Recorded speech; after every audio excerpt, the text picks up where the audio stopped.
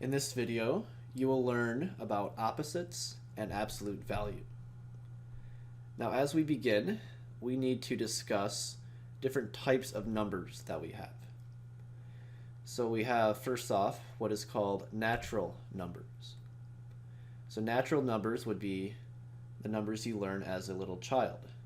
So when you learn to count, you learn 1, 2, 3, 4, etc. Those would be considered natural numbers.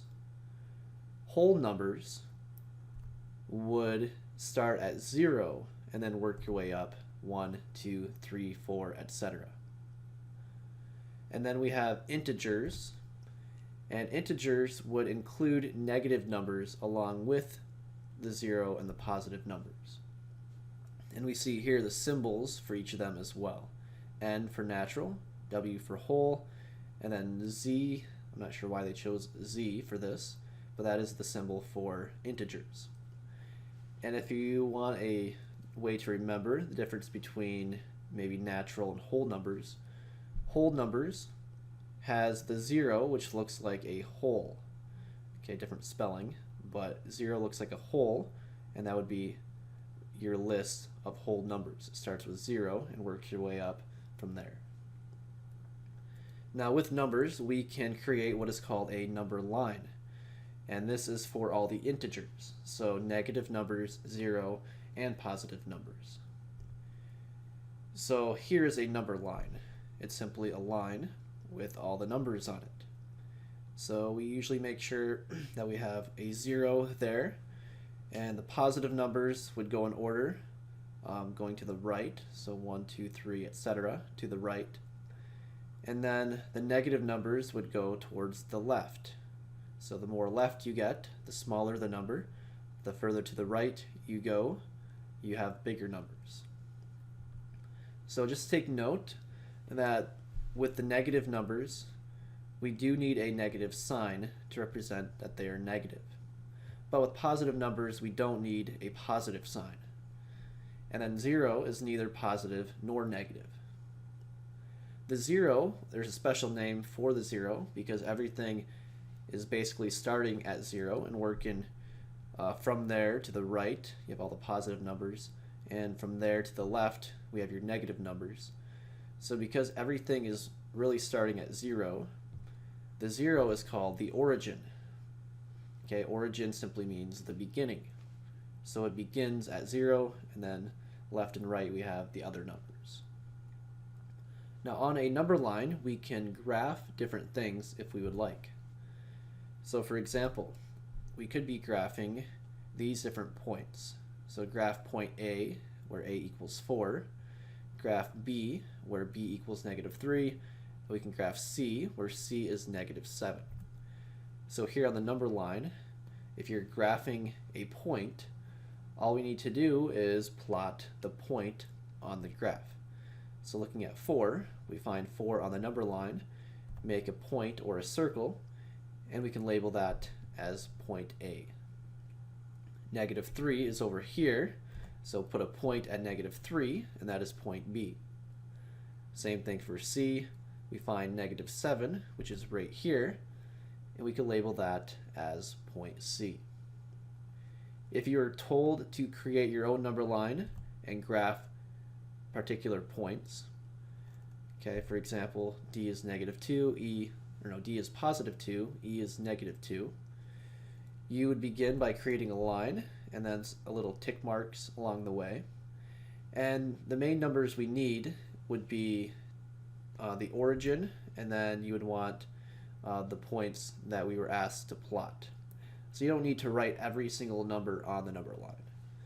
So if we have the 0 here, that is sufficient.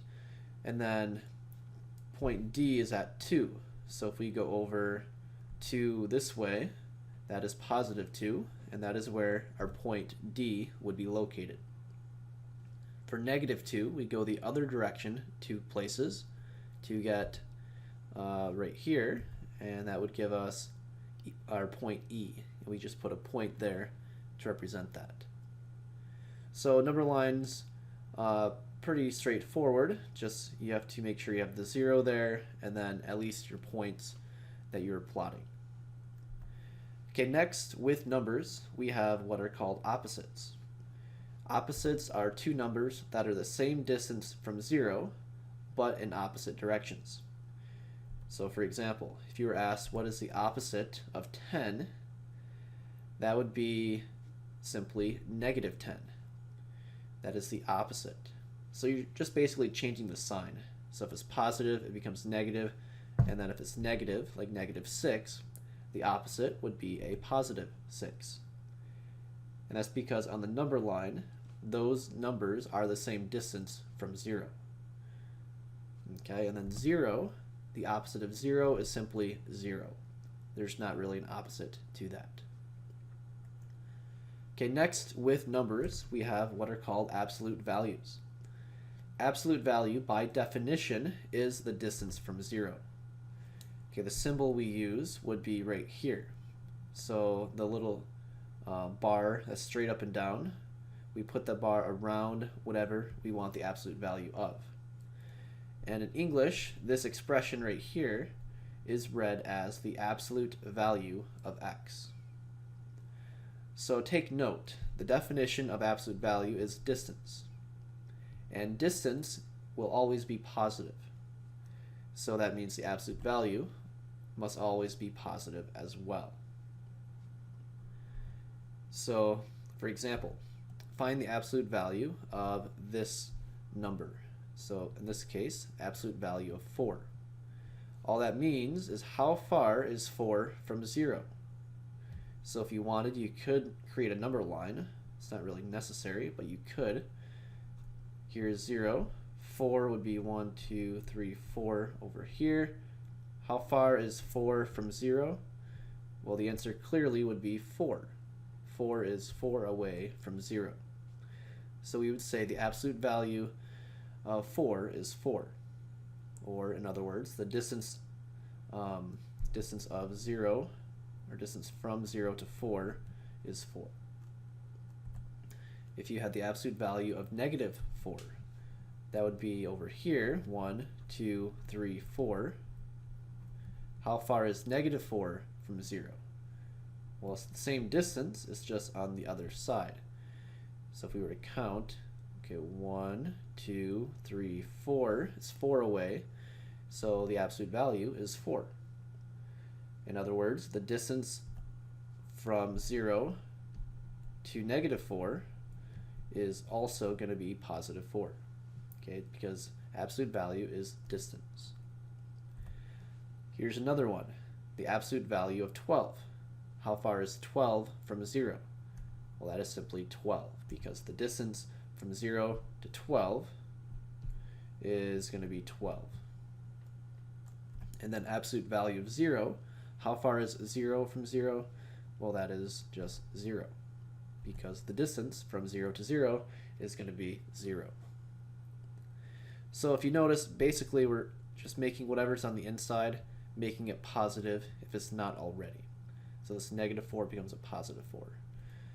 Here we have absolute value of -18. This becomes a +18, because the distance of -18 from 0 is simply 18. All right, moving on to what are called inequality symbols. So this is a way to express which numbers are bigger or smaller. So we have maybe greater than, means things that are bigger, and we have less than, or things that are smaller. So the greater than symbol would look like this.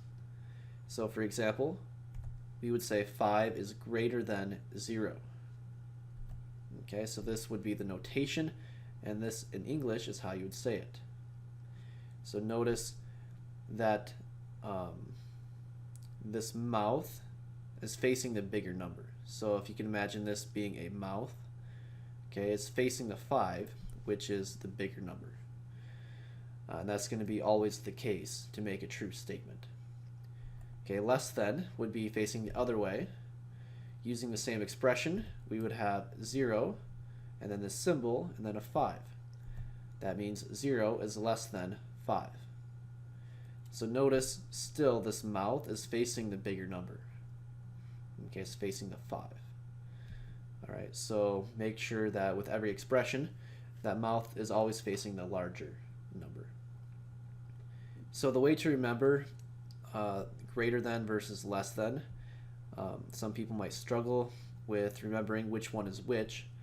So one way to remember is that the less than symbol points to the left. So you imagine this as an arrow. It's pointing this way. All right, it's pointing to the left.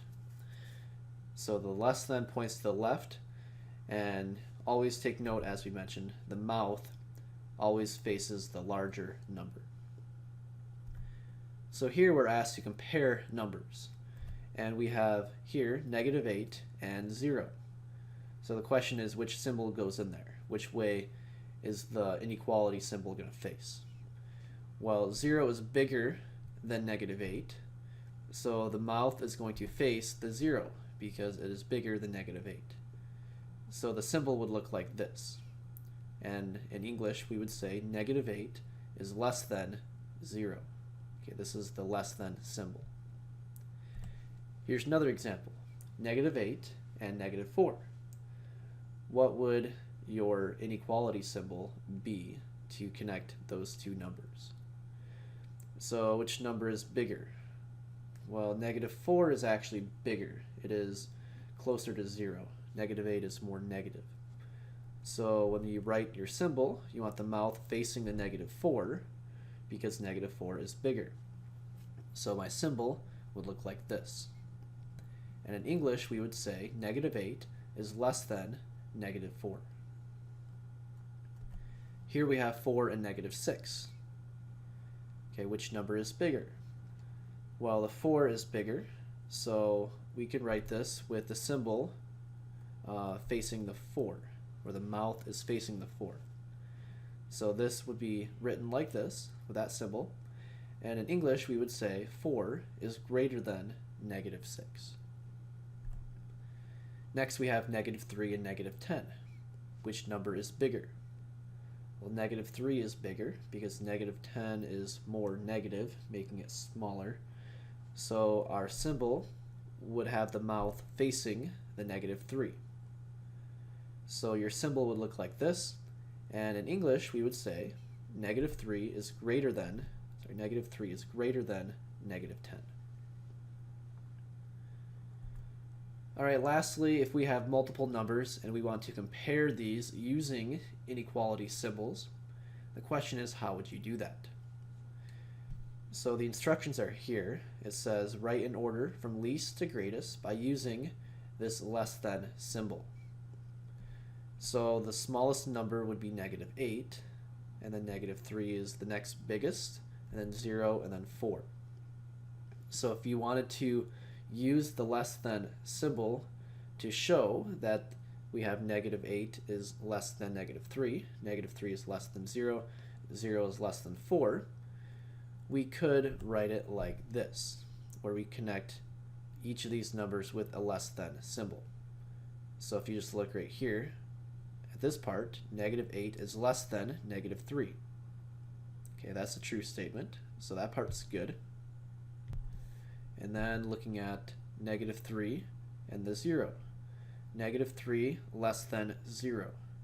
Okay, that is a true statement as well, so that works. And then we have 0 is less than 4. Okay, that's a true statement as well. 0 is smaller than 4. So what we've done right here is we have simply put all the numbers together using the less than symbol to show the order from smallest to greatest. And that concludes our lesson for today.